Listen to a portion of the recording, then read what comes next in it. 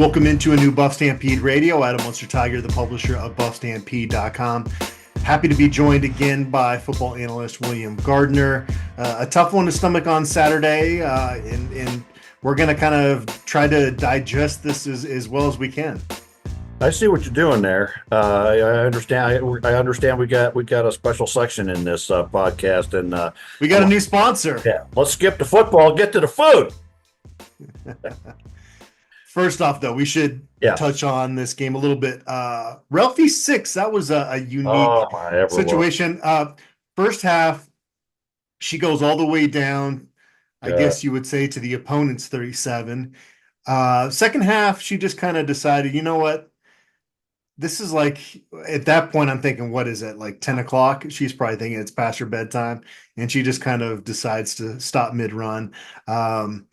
It's always an adventure with this one. We got kind of spoiled in the past where they had a pretty streamlined operation. Well, I was going to say, of course, everybody probably tuning in and go, hey, I talk CU football. These idiots are talking food and buffaloes. But I can't even remember the last time we had a full-size. Well, it's not a full-size. We always have a female. If we had a full-size, it would go run amok. But that actually did the full Ralphie run full speed and scared people off the field. I don't know why we can't get that again. Yeah, well, Ralphie 6, she's a special girl, and I don't know. I'm not. I'm hoping for a comeback story here. She could be a special girl up there along I-70 where people drive past going up into the mountains. Okay, with a herd and other buffaloes, and I don't know. It's like I think I go back to Coach Prime meeting her for the first time in the trailer. And he was kind of scared of her, and I'm like, that's a pretty funny video, actually, not dogging on Coach, but I'm like, what would you have done if you'd have had a full size Ralphie in there? This is a little baby mini Ralphie. She is cute, though. You got to give her that. Yeah, cute schmoot. Trying to intimidate people here, trying to get a mood set. We'll get into this with Shiloh. I think we got to give some folks some grace. That was a rough performance, but I think he's built up enough equity for at least another shot at this thing. So we'll get into that later. I will say real quick before we get into our new sponsor here, William, these were by far my favorite uniforms of the season so far. They look so sharp out there. Yeah, I think all the uniforms we've seen so far this year look kind of neat to me. I think I like the gold face mask. I know some people don't go for that. And love it. I love it. Yeah, I think it's great with we've those glossy black helmets, or for the longest time we only had the gold helmets, and then the first time I think was that I remember seeing the black helmets was against A&M a long time ago, and I've loved those ever since. So I think it's pretty neat look. It's too bad we couldn't pull out a win on this, but I think we'll get into this, but I don't know.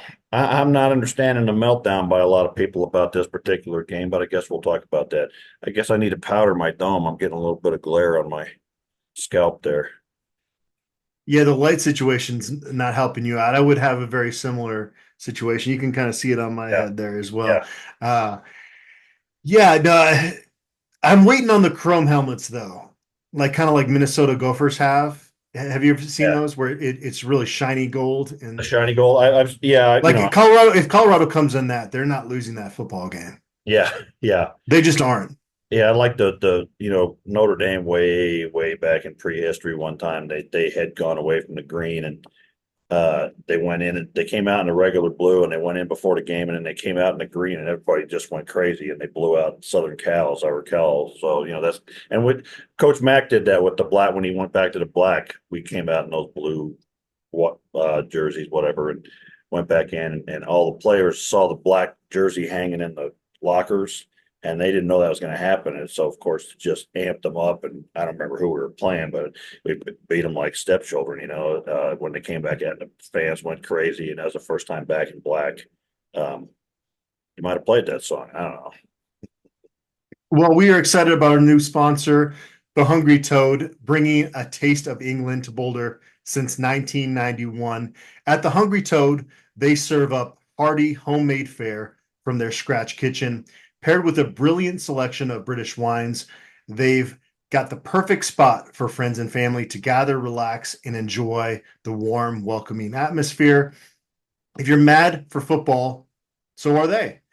Whether it's the American gridiron or European footy, they proudly support CU football and CU women's soccer. The Hungry Toad, Boulder's local pub that's not on Pearl Street. I can't wait to get down to our new sponsor.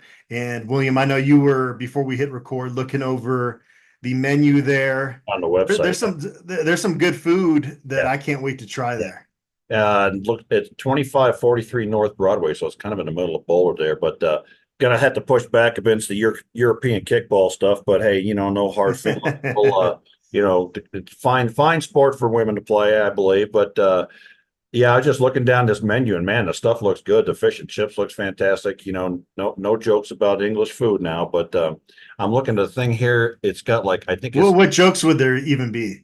I get the sort of stereotype is that English food is not good food, but I don't think that's true. It just depends on what you get. But I'm looking at the photos on this menu, and man, we need to go over there and have a beer and get some of these fish and chips. And there's something that I think looks like French toast, and it's got Captain Crunch cereal on it.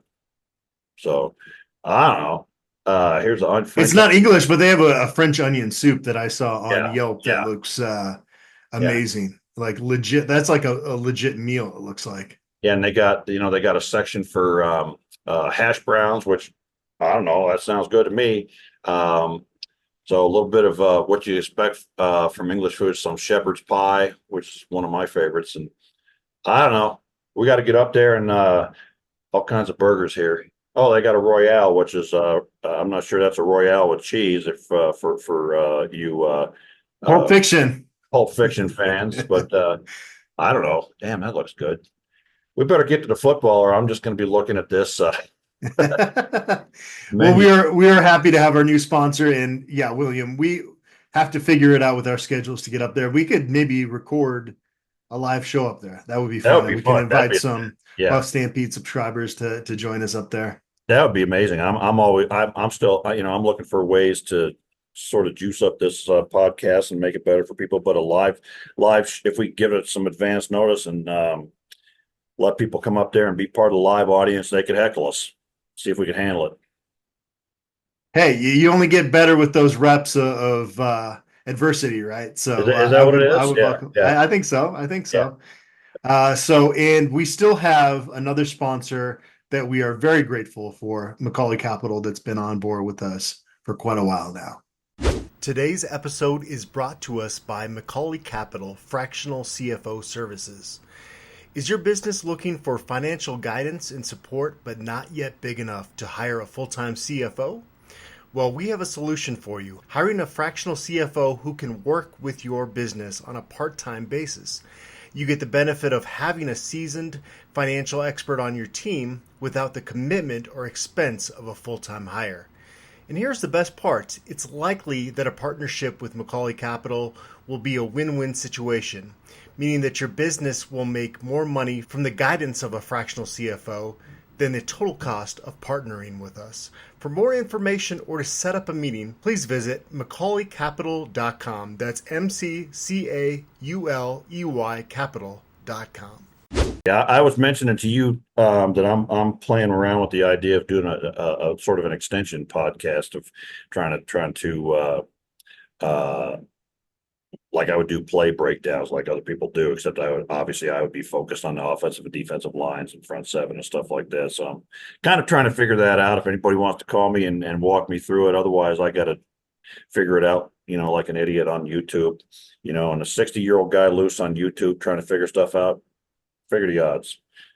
Anyway, there was a football. Well, I know from our comments on these shows that I do with you, they definitely want more William Gardner content out there. So I'm kind of in the midst of the football season. If there's any way I can help with this after the season, I definitely would try to help you as much as I can. And I know people would love that. All right, let's get into it, William. 31-28. It was a game where there was a lot of frustration, try to stop DJ Giddens and score points. And then you have this great comeback. And then I think because we're accustomed to with Shedeur Sanders behind center, you just figure they're going to find a way to win these games no matter what. And he had the ball in his hands late, and we'll get into the PI or lack thereof at the end. But I think that was what was hard to stomach, right? Is that once they went up with 3 minutes left, you were like, wow, we're going to do it again. And then unable to close out. Yeah. And I think the way that they did it, with what was it, 80 yards, 3 plays, something like that. And I think we've gotten used to this deep. Even in this game, they were, KSU's not a quick strike team, and they weren't that in this game. And then all of a sudden, when they absolutely needed it, they got those 3 plays, and they just went down the field like we weren't even on the defense, And so I think that sort of thing, that feels like, that feeling when you go back ahead and there's only 2 minutes left, it's like Christmas in July, right? And you just are excited. You think we got this thing. And then to have it snatched away from you like that, it's like somebody handed you a Christmas present and somebody else snatched it out of your hands, And so I think that's super frustrating. And then you don't have any game left to sort of process it. You're just stuck with that crappy outcome. But, that just loses sight of the fact, that we played a top 20 team and a good team, to a standstill, and quite frankly, in many ways outplayed them. So I think a lot of the sort of angst and I guess meltdown I'd call it, and negativity that I've seen over the last couple of days is a little surprising to me, and I don't think is relevant or really fits where we are as a team right now, because I think things are going pretty damn good. That outcome aside, I think if we'd have stopped one of those last 3 plays and we'd have won that game, holy crap! Imagine what we'd be talking about now. But we're still 4-2, and I know it's one of the big cliches of football after you lose is their goals are still all out in front of them. Well, in this case, they really are. And you look at the remainder of our schedule, and the way this may have been the best team we'll see the rest of the season.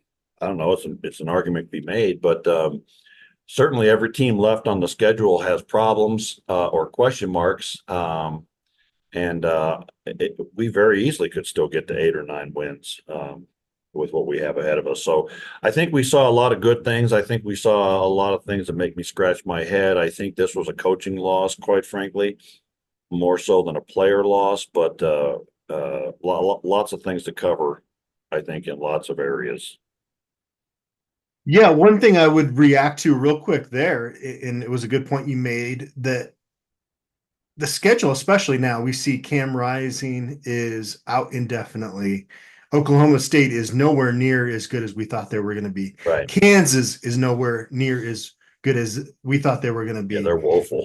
After the game on Saturday, I was really surprised. Gary Barnett, Coach Barnett, the first coach I covered at CU, and I love the guy. I get random good stories from him in the press box before games and stuff. But he said to Mark Johnson after the game, well, Colorado's going to have 4 more teams that are just as tough as Kansas State on their schedule coming up, and I don't see those 4 teams. I don't see you don't have BYU on the schedule. Yeah, you don't have Iowa State on the schedule. Right. We don't have who's the other third team up at the top there is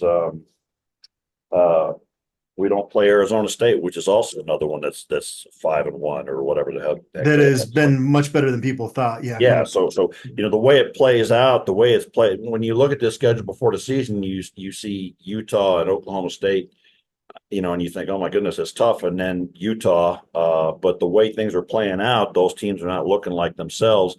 Utah, with Cam Rising now looking like he's out for the season, or at least indefinitely. Oklahoma State, I think, is going to get waxed again by BYU, and then they may start mailing it in. I don't know.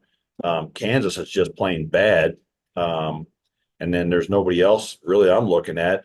I think as I look at it, we've got Arizona and we've got Cincinnati before the next bye, and with the loss against Kansas State, those feel like they're must-win games to me to keep this kind of getting back on track and moving along. There's a lot of things I want to talk about in this game, and there's a couple of narratives that have been going around that I'd like to talk about too. But looking at that schedule, it's pretty favorable schedule right now. Mm-hmm.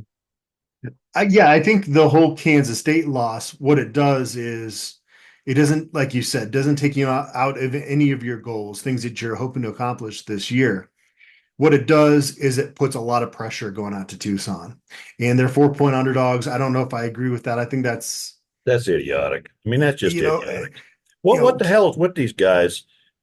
Vegas can shove it up their backsides, but they were wrong on the Kansas State game. We beat that stupid spread, and they keep putting these idiotic spreads on us. I don't think anybody out there knows anything about Colorado. We just played a top 20 team, and hung right with them to the end. So these stupid spreads, I don't know. You know what? Screw it. I don't give a damn. They I don't bet on these games anyway. So well, it it's sounds just like you should. You should be taking those points. apparently, I mean, these clowns don't know what they're talking about. I love the people that post up things and like, well, Vegas knows what it's doing. Vegas don't give a damn about outcomes. They want money. They're moving money. Okay, they're not trying to tell you who's going to win the game. They're trying to get people to bet on the darn games. And they're bookies, so they win either way. And they want people to bet on both sides, so they want a spread that's going to attract uh betters, I guess. So I don't know. Anyway, moving on. But there's more pressure on this game now. Yeah, but I think you don't want to get into a situation where you get a losing streak. You want to get back on the winning side.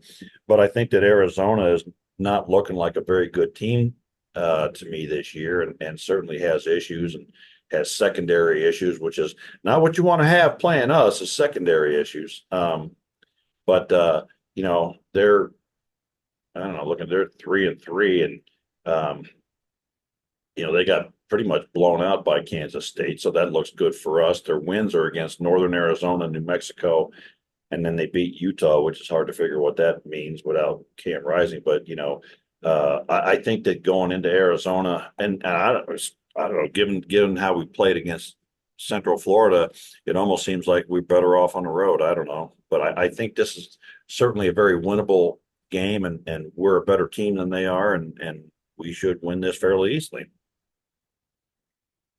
Yeah, I don't know fairly easily, but I feel like Colorado has the overall edge in this football game, and so I'm going to pick them to win this game as we get a little bit closer. But they're a weird team. Arizona, I've tuned into them maybe 3 or 4 of their games, and I haven't been able to watch like all of it, but there are stretches in there where they look really, really good, in stretches where they look horrible. So it's a Jekyll and Hyde team. Well, they're a team like TCU was last year to me, where everybody's predicting big things for them based on what they did last year, but they lost a lot of those players and they lost that coach. So the kind of things that people were saying that they're a top 10 team and a top 25 team going into this season were ridiculous on their face.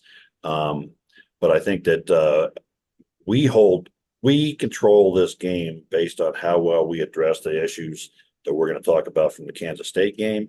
And how we go down there and attack them, quite frankly, on offense. I don't think that they have the weapons to hurt us against our defense, but it's why we play the games, I guess. But we still got to talk about this game and talk about the things we got to address and fix. We do from this game. But I think there's a lot of positives. There's a tremendous number of positives to take from the Kansas State game, and I think one of the ridiculous sort of narratives that I keep hearing is that Kansas State dominated in the trenches, and that's just not true. It's just not true. That's the problem is we're two very different styles of offense, and they run the ball and we don't. So people are saying, well, look at the statistics of how much they ran the ball and how much we didn't run the ball, and they say, well, they must have dominated the trenches, and it doesn't hold up. We held them to 60 plus yards under their season average for rushing, which is what we do to everybody. And they have a running back that's outstanding, and our inside linebackers and safeties did not have a good game, and that was more the issue, quite frankly, than our line play. But we threw the ball 40 times, gave up six sacks. I would say half of those sacks were on Shador, and they threw the ball 26 times, and we got to them 4 times. So I would say we actually dominated their offensive line to some extent. So I don't know. I just am bothered by that particular narrative, and I guess since I'm on narratives that bug me, the other narrative I keep seeing that was around early in the season that's popping back up after this game is people saying, well, we throw the ball because Coach Prime wants to run up Shador's stats. And that's idiotic. Whoever you're saying it, that's idiotic. If Shador's last name was Smith, everybody would be saying, that's the best player on your offense. You go with your best player, you throw the ball, right? But because he's Coach Prime's son, you get these fools talking about that it's nepotism when it clearly isn't. This is a guy that keeps us in games. Our identity is throwing the ball, and not just Shador, but look at the wide receivers we have. Well, hopefully have. It'd be a no-brainer. Now, we need to talk about our game plan for Kansas State, because handing the ball off to running backs 10 times is stupid. But it just kind of ought to go without saying that when your best players on offense are the quarterback and wide receivers, you throw the ball. So anybody saying that it's just a run-up stats for Shador is idiotic. I missed that. Who's running with that? I guess I saw it from a couple people on the board, and then it was a thing. If the first 3 or 4 games of the season, people were saying that a lot. You said like he walked him, he ran himself or did not feel the pocket well to push himself into some of those sacks. And I think part of it is because you go against some teams that aren't as disciplined at holding the edge as Kansas State. You can kind of get away with that. That was kind of this again. That's why I said after the game, Kansas State is a well-coached team. They know that's what Shador wants to do, is do that spin move out of the pass rush coming in. And I think I'm sorry, dude. Go ahead. No, I'm just gonna say, you're still not gonna trade Shador Sanders for another quarterback. Right. So the reason that they came back in that game after being down 2 possessions twice in the second half of that game is Shador Sanders. So I get some of the frustration. The guy's out there trying to make plays, and you even saw the frustration from Coach Prime, and it's kind of this mesh issue that Colorado has offensively when you go against really disciplined football teams, especially defensively. You wish they had 4 years to figure this out, but it's been, a 2-year quick rush to try to get this offensive line and all the pieces around him right. And at times it's looked really good. LaJohntay Wester, he has come on to play fantastic football. 2 more touchdowns in that game. He's got 7 for the season now. Will Shepard's coming on. Will Shepard's coming on. We're skipping all over the place here. But let me go back to Shador and playing himself into sacks. I almost somebody on the board suggested that he just doesn't want to throw incompletions and he'd rather get sacked and throw incompletions. He was trying to. He got 2 intentional grounding penalties trying to get the ball out.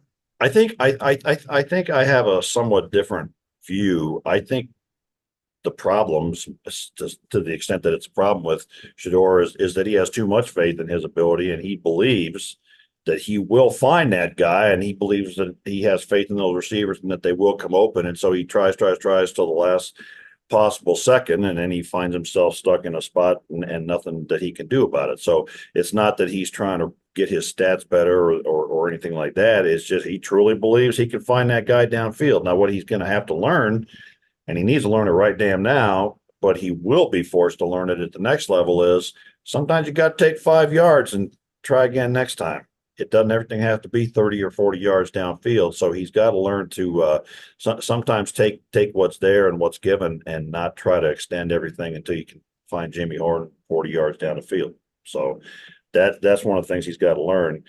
Going back to the offensive play calling, what's disappointing to me against Kansas State is that Shermer didn't seem to learn anything from the success we had at UCF. And the reason that the running game worked well against UCF, because we had 11 personnel out there a lot, meaning a tight end.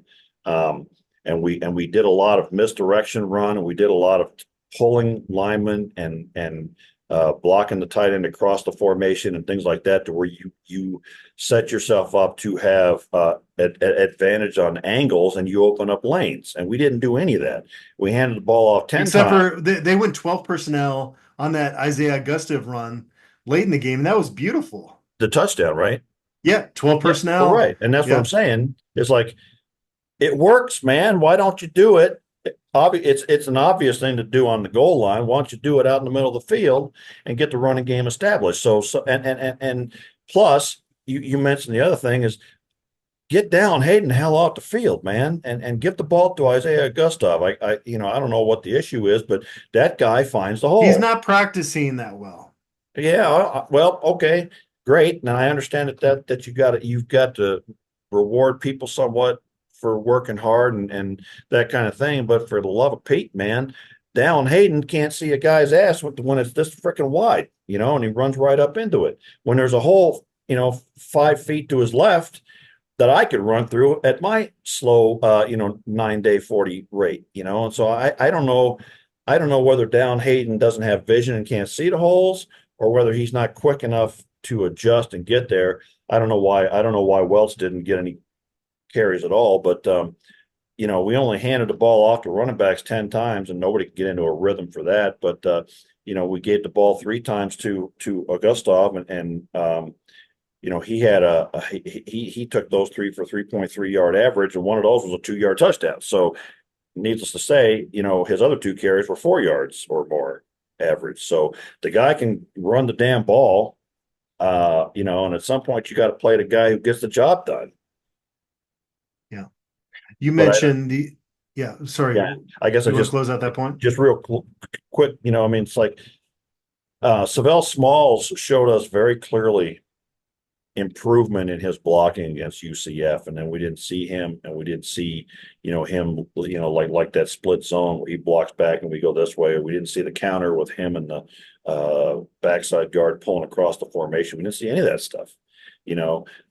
So we handed the ball off 10 times, and all 10 of them were just basically, as I recall, basically like a straight zone or a zone read. It's like, you got to get the running game going, but you got to try, and you got to actually commit to it. And we've seen in several games now the kind of run plays that work, and let's go see those plays and do them. Arizona is a perfect defense for us to run those kinds of plays against and get something going on the ground. So I hope that our offensive staff sits and looks at the film from the last 2 games and realizes that they can run the ball effectively, but you got to call the plays. You mentioned the pass rush from Colorado was pretty solid. BJ Green, 2 sacks. Someone Craig got a sack, and Tajay McCoy on an intentional grounding play was also credited with a sack. You said sacks on CU, your blame allocation would go pretty 50-50 between. What's that? In terms of the sacks that CU gave up, you said the blame allocation would be pretty much even. I mean, I guess you kind of look at each play. You got to look at each one of those plays. The reason I say that is because I think 3 of them are, because of Shedeur trying to extend the play far too long, and he just ran out of time. And then a couple times he instead of stepping up into the pocket, he'll step to the side. And what you try to teach your offensive tackles is let them take their guys straight back, right? And that's how you create a pocket. And, one of the things you tell them, don't let them come inside at all. Take them outside if they need to. And then at some point they go up the field and you run them behind the quarterback. Well, if the quarterback keeps backing up, you can't run them behind him, right? So that's why I say I think for the most part, 40 pass attempts, and for the most part, our offensive line looked pretty solid against these guys. Now people see 6 sacks and they think, well, the offensive line sucks. Well, that's your simplistic view, and you don't understand football. Yeah, I agree with you. I had it on my notes about 50-50 in terms of how I felt like that kind of played out. Because you go back and rewatch those plays, there were times that Shedeur really, no matter what he did, it was going to result in a sack. But then, those other 3 times I thought he just didn't really feel the pocket all that well. Yeah, and going back to you mentioned it one of the positives I wrote down, and I guess we're just going to be the bouncing ping pong ball in this podcast. But you mentioned it, so I wanted to go back to it and say I would say that this game and the game before are like, coming out parties for Tajay McCoy and BJ Green, because they both are finally getting into the rhythm of that pass rush, and BJ Green with two of them, and they were not fluke sacks, man. BJ Green beat his guy like a drum, and Tajay, I don't like calling it an intentional grounding. He had the damn guy. And that's why he had the damn guy. That's why, and he was bringing him down, and that's why they have that rule. So it's absolutely a sack for Tajay McCoy. And it just goes to show 3 sacks in the last 2 games. And you and I have been touting him because of his quickness. And here all of a sudden he and BJ Green are starting to really assert themselves. And then, Will Shepherd with another touchdown is starting to step up there, which he's going to have to do now. I don't know where we stand with the injuries to all these guys, but I thought those were positives, that those 3 guys are continue to step up and show, what we thought they would show to begin with. Yeah, Travis Hunter and Jimmy Horn Jr. both went down in the first half. And then, man, I'll tell you what, your heart's just got to break for Amari Miller. That was one of the toughest parts of the rewatch, was watching all the plays he was making, knowing what was about to come. And then you're kind of watching that replay a few times when he goes down with a leg injury, and it's like I'm forcing myself to watch it to try to see what went down. And it was hard from the camera angles. You just saw that turf come up, and you just saw the way he fell, and then he's in a wheelchair later. It reminded me, I was telling this to people right after I saw it, it kind of reminded me of when Jordan Tyson went down the 2022 season. Just, it didn't look right. And, Jordan Tyson's now come back to be one of Arizona State's top receivers. So I think Amari Miller's future is so bright, but this is a kid that you like, man, he would have been getting on the field so much more. Right. They didn't have so much talent, and he finally gets out there. He does his thing, and then this happens. And this reminds me again. I'm going to bounce off in yet another direction. People that are down on this game, we are a strong second half team, and even without Travis Hunter and Jimmy Horn Jr., we beat this team in the second half. I think it was what 20 or 21-14 that we beat them in the second half, and basically just shut them down in the second half, even with all those injuries to all those guys. And if you can't look at that as a positive, we got a little bit too much of a hole we got dug into. But we get better in the second half, and that speaks to good coaching and good adjustments at halftime and coaching guys up and getting them to play better, So there's so many. I guess my point is there's a lot of positives to take out of this game, along with the gut wrenching sort of. I get it, man. You taste the bile and you just want to punch something. I guess they had a fight in one of the sections. Somebody wanted to punch something, but I get the frustration at the loss, but don't try to make this is not losing to CSU, man. Right. And Terrell Timmons also went out in the second half. Crazy. So we're going to get a chance to talk to Coach Prime on Tuesday. He does his weekly press conference then, and hopefully we can get some updates there. Everybody's been waiting for this Travis Hunter, Tatoria McMillan, matchup from Arizona. It would be a bummer if we can't see that. Yeah, and I don't know. I was thinking about it. Tataroa McMillan. I just completely butchered the best receiver's name. Right. Tataroa McMillan. My bad. It's a mouthful. Yeah. Can you say that 3 times fast? No, I don't even want to try. And I don't know. We still don't know what the status of Travis's injury is, but it seemed to be a shoulder thing, and I can't recall whether it was. Because it was a shoulder thing in UCF that took him off for a little bit. And they went back in the tent. I guess they have x-rays back there or something, and seemed to have an issue with that. So I wonder if it's the same thing and aggravated it or what, but I guess we'll have to wait and see. But we still have a lot of talent in that defensive secondary, and a lot of talent at cornerback. If we don't have Travis this week, obviously, only an idiot would say you won't miss Travis Hunter, but we're deepest at the two spots where he plays, so that's pretty good. Now, since I'm talking about the secondary, you want to talk about the 800-pound gorilla in the room?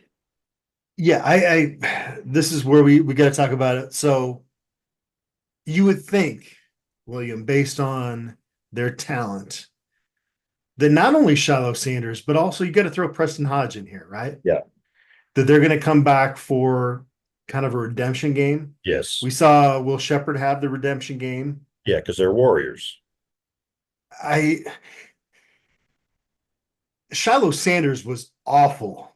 Awful. Absolutely awful. And then I don't want to pile on the guy. Even, everybody's saying it and everybody's talking about it, but I wonder if he wasn't ready to be back, and I don't know, Carter Stoutmire's done so well there.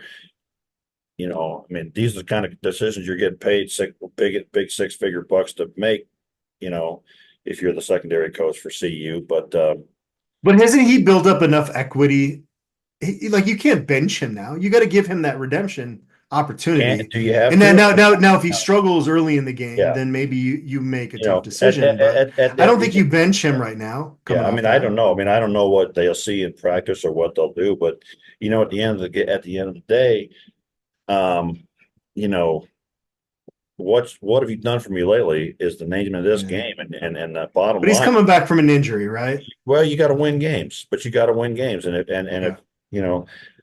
that's why it's not for me to say, and I'm the last guy to talk to about abilities in the secondary because I don't know a damn thing about playing those positions, so I don't pretend to be the guy that knows every single thing. I know line and linebackers and tight ends or what have you, but Shiloh, somebody was trying to make the point like on the board that he cost us the game. I don't think any one player ever costs a game. Unless we want to hang it on a kicker, I'm happy to do that one. But he certainly had some, like I posted a play on our BuffStampede board this morning to demonstrate that the defensive line was actually pretty good. And one of the key points in that play was that Hodge came to do run support. And he just totally whiffed, just missed, and Nakai Hill-Green also missed on that play. So somebody else pointed out, and this is correct as well, is that you remember we talked last week or maybe 2 weeks ago after the UCF game, how there came a point in the second half where the defense was just like a school of piranhas, right? And they didn't play like that. No. Saturday night. They did not play like that, and they did not swarm to the ball. And, to some extent, that's on Livingston to make sure that they do that every single game. Because if you got guys going like that and one guy misses, somebody else is there, So we did not see that sense of urgency and that sense of, blood in the water for sharks kind of thing that we saw against UCF. And then got to have that back because there's a lot of talent in that secondary and there's some depth, and so they should not let things like that happen. And a primarily running team like Kansas State ought not to be able to go the length of the field in 3 plays. Yeah. One of those guys that really stepped up in the secondary was Colton Hood, was opportunistic with that tip pass. And had he not caught, I don't put this on Preston Hodge. Like he's thinking that Colton Hood's going to be able to take that corner. It just was one of those. They call it a game of inches, and you think of guys just pounding helmets together. That was a game of inches, just clipping Preston Hodge's foot and then kind of getting tripped up on the way to the end zone. But Colorado scored the touchdown there with LaJonte Wester getting the end zone. Our friend Sean said in his article that Colton was tripped by a blade of grass. I was like, damn, easy, Sean. That's a little rough, man.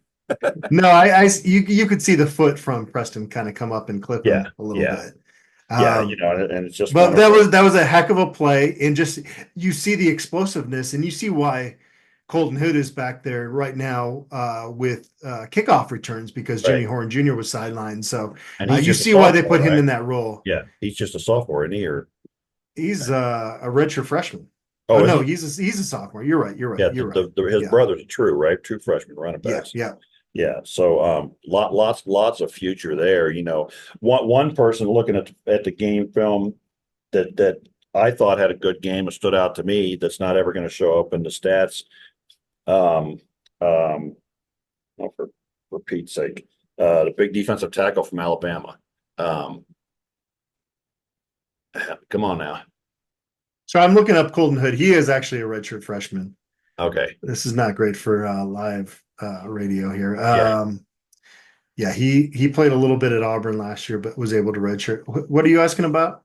No, I'm finding it here. But so one person that I thought looked good was Anquin Barnes, was very stout and knocking people down and pushing people around, which goes back to that whole thing about people saying that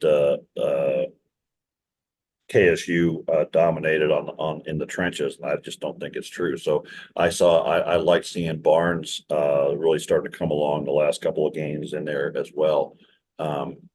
So lots of positives. I don't know, They took some criticism for playing man coverage when they were up by 4 with 3 minutes left. Yeah. Avery Johnson had not shown what he showed on that drive until that point. Right. And this is the whole thing about like criticism. It's like, were you saying that in the moment? Like, would you have said, why are we in man coverage before that ball gets completed for a 50-yard touchdown? And I don't think people would. They would have said, we're not scared about it. Preston Hodge, he was pretty much right there. It was a beautiful throw and catch. It was good coverage. What the hell? The guy made it. At the end of the day, I don't know who they were talking to. They're talking to I think somebody was talking to Shermer, and he said, at the end of the day, you put your skill guys in a position where they go one-on-one, and you need them to win sometimes. And sometimes, like Kansas State, again, it's not Colorado State, man. That guy catching that ball down there is not some scrub or some chump. That's what happens when you're playing ranked teams. They got players and they want to win too. So Preston Hodge had damn good coverage from what I could see. Now,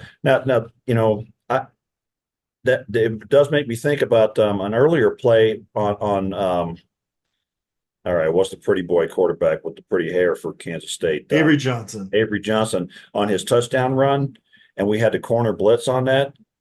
For the life of me, I keep watching that, and I swear to God, I can't remember which cornerback it was, 25 maybe for us, but swear to God, he pulled up and didn't make a tackle when he could have. I don't know. Maybe nobody else sees that, but I don't know. I think you're right that you're sitting there as a coach, and haven't been in this position a lot of times, standing there on the sideline, what am I trying to call for this play? And, you're thinking to yourself, the biggest danger and what we've seen all day long is that running back and that quarterback. Okay. And we have to defend against those two guys running the ball. And this guy hasn't shown he's got the arm to get down the field like that. So that's not going to be foremost in my thinking as to what I have to defend. And I trust, and you know what? I trust Preston Hodge and McKinney to cover those guys. That's what you call a hat tip moment, right? Right. It's like, you know what? It's like two warriors going against it, and that guy won. I mean, I just don't understand the going after either our player or our coach for that one. I mean, I think it's a reasonable call in the situation. So, all right, this is a big one to talk about. Pass interference or not? Oh, absolutely, unquestionably. I mean, I don't see what's the debatable. I guess they on TV they were saying it was uncatchable. I was on the other end of the field, but from all the angles I saw, Will Shepherd is one of those. You can say what you want about a couple drops here and there, but he's shown to be an incredible, tough pass catcher, tough balls. He can bring in those 50-50 balls. The arm wrapped around, when I saw that, I was 100% on the camp that it was pass interference. I would not say, though, William, it's the most egregious non-PI call I've ever seen, but the flag should have been thrown in that situation. I think it's pretty egregious. I mean, he basically tackled him while the ball's still in the air. He wasn't looking back or he wasn't doing anything. And again, I'm not the guy to talk. He did look a little bit back at the end. But I agree. Well, I'm not disagreeing with you. I'm just saying, I've seen worse no calls, but that should have been called. And then the question is, should Shedeur even have risked it in that situation? You go back and pause it. The coverage was really good by Kansas State on that play. You could say, well, if Shedeur gave it some more time, something would come open. Well, sometimes when Shedeur gave it more time on Saturday, it resulted in a really long sack. So, and he would have thrown it up. He was too smart in that situation on 4th down. But, I think it's one of those things where there are so many possessions in a game, in so many plays in a game. I don't just put it on the officials for that. But to go back to your point of whether Steer should have thrown that ball, let me pitch another angle at you. How many times has he thrown that ball to Will Shepherd? He went up and got it. Yeah. We saw it at that practice down in Denver. Mm-hmm. You know, I think it was Colton Hood covering him or somebody, but you know, how many times has Shedeur thrown that ball to Shepherd and had him go up and get it? So again, you know, it's just like the call by Livingston. You know, that's a safe bet for Shedeur Sanders to Will Shepherd.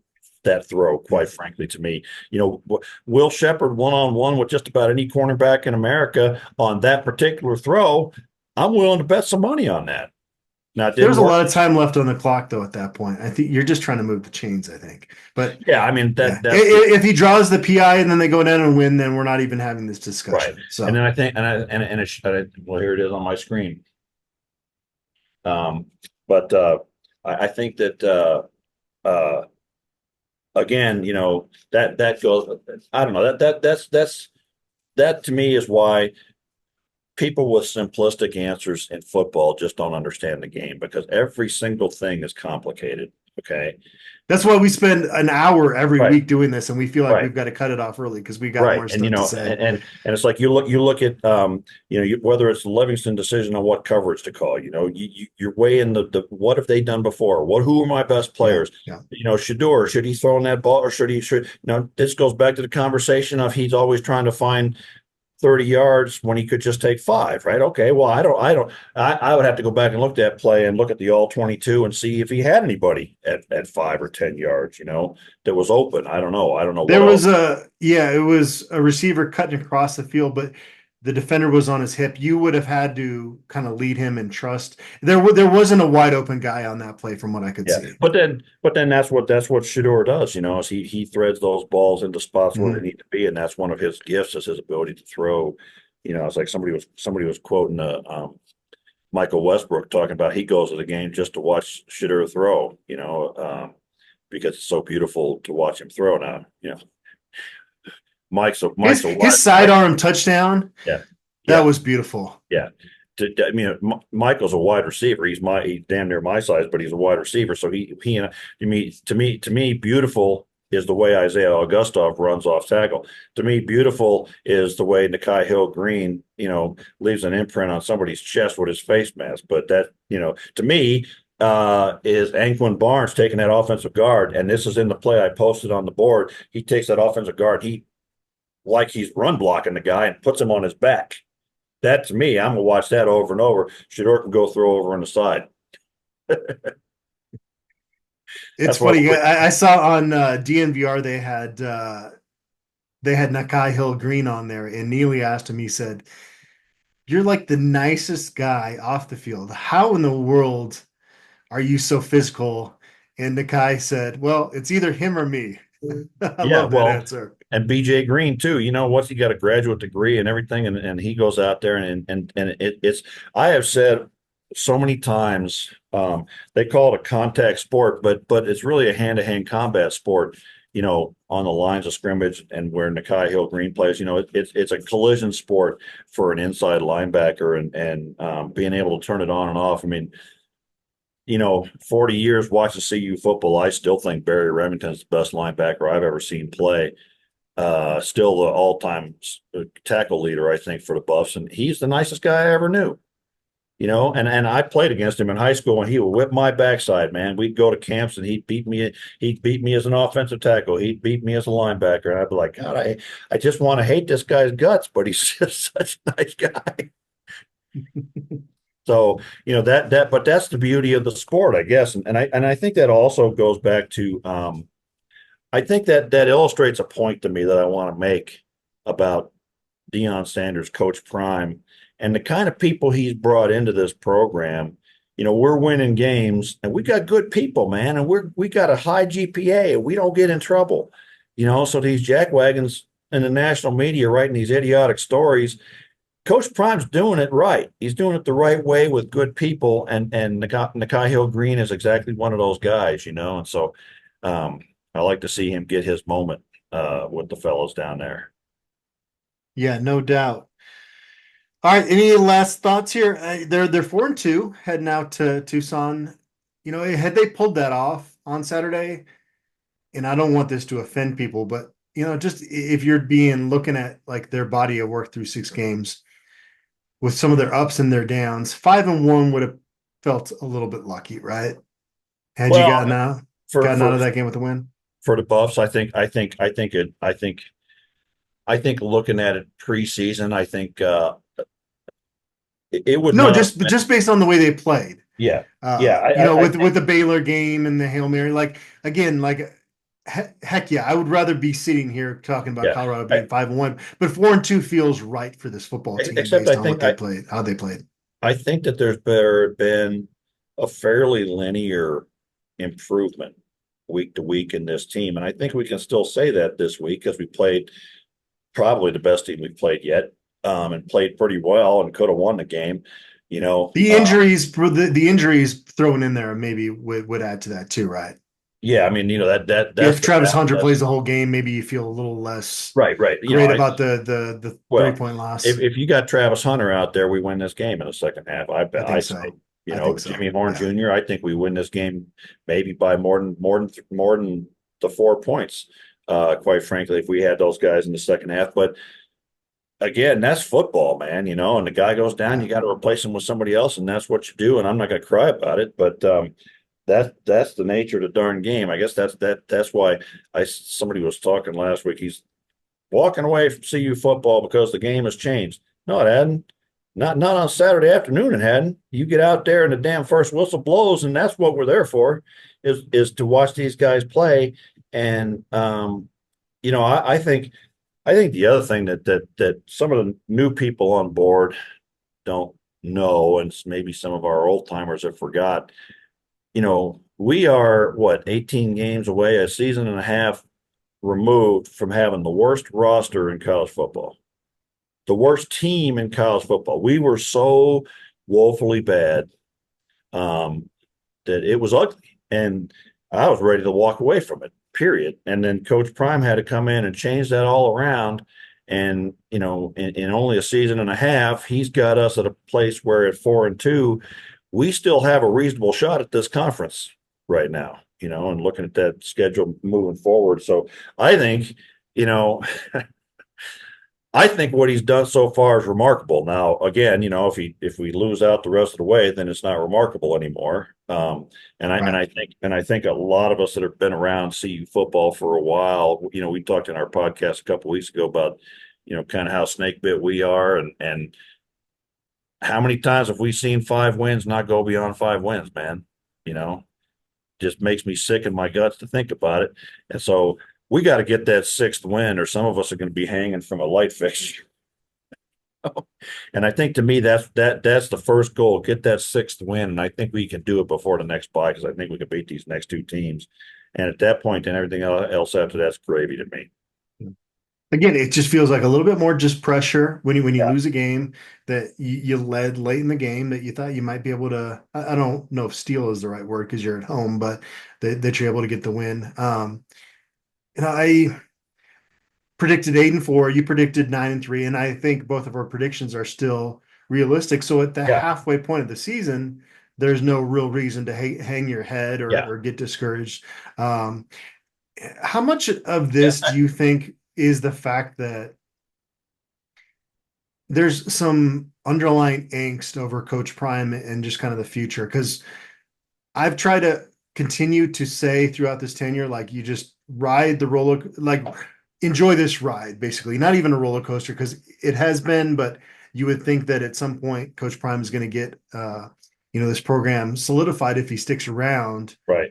How much of it is just folks forgetting 2022 because they don't know what the future is going to look like?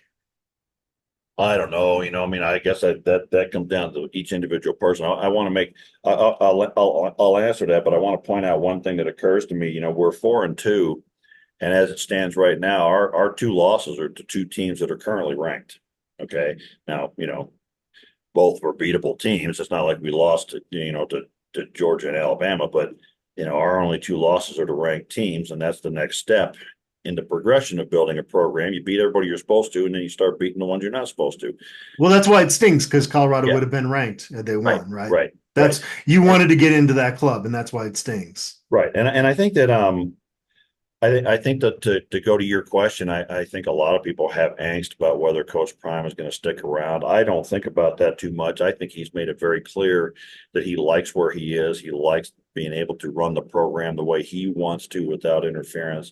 I think he's a guy who for his entire life has thrived on competing and winning, and he wants to show that he could do this as well. So I don't think he's going anywhere. And I think, we get to a bowl game, get 7 or 8 wins, and recruiting is going to go crazy here. And I think he loves it. I think he loves Boulder. I think he loves the program. I think he understands that even though he's Coach Prime, given the way this situation has developed, I'm not sure he's quite the same national draw if he goes somewhere else as he is here, because it's just developed into such a big thing at this point. So I don't know. I can't speak to what people's angst is about this, that, or the other thing, but yeah, I guess I shouldn't have maybe even thrown that out there. I'm not trying to get people nervous about that. Rick George did say last week that they're in line with their future thoughts. I wonder if there's kind of like this underlying condition, because you're right. Like, folks should be just head over heels about excited about the fact that Colorado is doing what they're doing right now at 4-2. But yeah, I didn't know if that like played into people's kind of angst a little bit. I guess I'd say one thing is that I think Coach Prime brings with him a level of excitement that is, at least for the present time, bigger than life and bigger than reality, right? So it's like very infectious. Yeah. And that first season, we're like, hey, we're going to win 8 or 9 games. And totally forgot about the monumental task of rebuilding a horrifying roster. And then we come into this season and they did such a good job in the portal getting players in here. And so people are talking conference championship, college football playoffs, and 9 and 10 wins.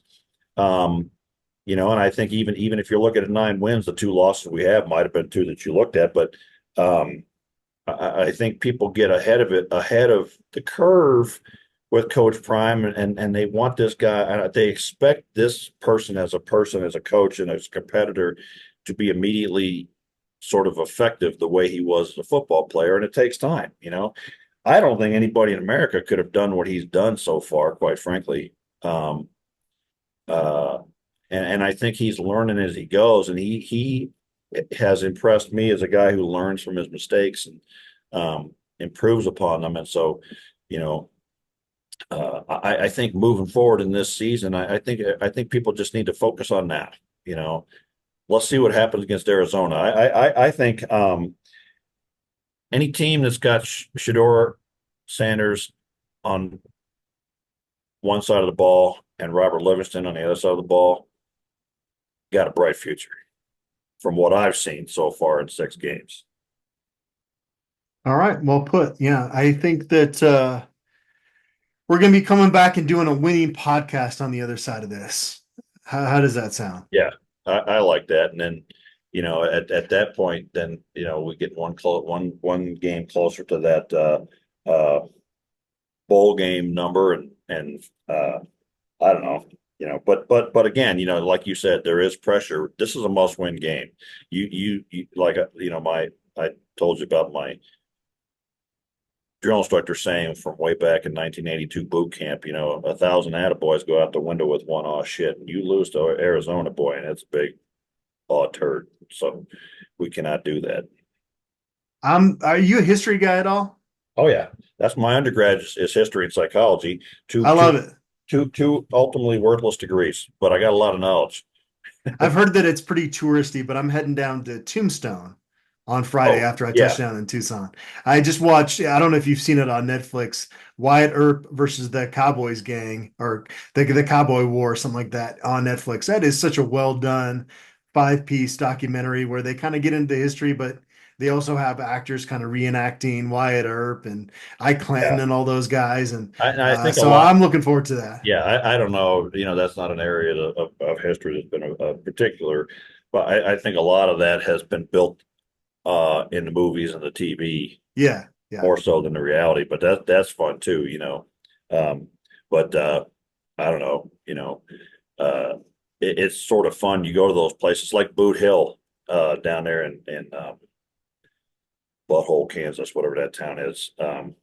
You go there and you're like, this is all there is, huh? Okay, Boot Hill. All right, saw it. Let's move on. Uh, so I don't know, but well, I was excited to go to Tombstone. Now you're making me think that no, it's not a big deal. Come on now.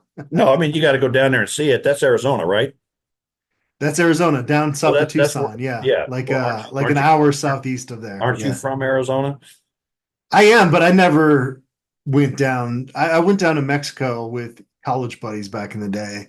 Yeah. But yeah, no, I dated a girl down in Tucson for a year. That's a year I'll never get back. No, Hey, she's a great girl, and but I'm much happier in life now with my wife. So yeah. that's how Well, I'll frame that. But I- Tucson itself, there are some nice areas, but yeah, I've got a beef with media guys down there. I'm not looking yeah. forward to this trip at all. I'm not looking forward to Yeah. it. Well, you go down there and get a little American history and then come back up here and we'll go get us some British food. I can't wait. Yeah, the Yeah. Hungry Toad, our Yeah. new sponsor. And We're looking forward to that. what's the boss man there? What's his name? The boss man's name is, damn it, you're putting me on the spot I'll here. put you on the spot there. Well, you need to talk to him. Talk to him about setting up doing a live podcast from there. Yeah, I already said that. Hanson Rada, the man, our new friend. Yeah, I'm looking at see if there's photographs of if there's an open place in there where we can set up and they could bring us food as we're eating it or as we're talking and be like, look, come on up and fish and chips for all. I just got approved for my credentials at Arizona. That's good. All right. So, and I'm looking at a picture here and they got a board on tap there. A little bit of everything. So, all right. We're petering out here. We're just going all over the place. So this was a fun show, though. I think I'm looking at the clock. I definitely think we went over an hour. So fun show. Again, it's everybody wants to black and white this, and that's why it takes over an hour to kind of get into the gray area a little bit. Well, and I think there's a lot. I mean, there's a lot of things to talk about with regards to the game itself and the outcome and things to learn from it, positives and negatives, and where do we stand in the season? I'll going back to Sean's article, and he talked about there's still question marks, and I thought that he was right on the money with this. Question marks still regarding Phil Loadhole's personnel decisions and Pat Shermer's play calling. Rob Livingston was first time as a defensive coordinator and maybe showed it on Saturday night, so he'll learn lessons from that. But I think there's a lot of positives still to come, and we'll see where we go. We'll see who we get back and next guy up. And I think some of these guys, we've got some tremendous talent at cornerback and wide receiver, and some of these young guys are going to step up and impress. All right, William, I appreciate you. I got to run. Our kids are out of school today, so we're going to go see the new Beetlejuice movie this afternoon. So, or actually, just our youngest. Our other kiddos didn't get off school today, but I appreciate you. Yeah, and I'll just throw this out to the CU coaches: if you're watching, give the ball to Isaiah Augustov, and then kick him in the butt in practice, make him run laps or something. But let's run the damn ball. All right, or at least provide William with the practice film so he can right. Let's see some counters. There's nothing good. There's nothing that could go wrong with that, right? Hey, nothing could ever go wrong with us. All right, William, I appreciate you. Always good catching up with you, and I appreciate everybody out there for tuning in.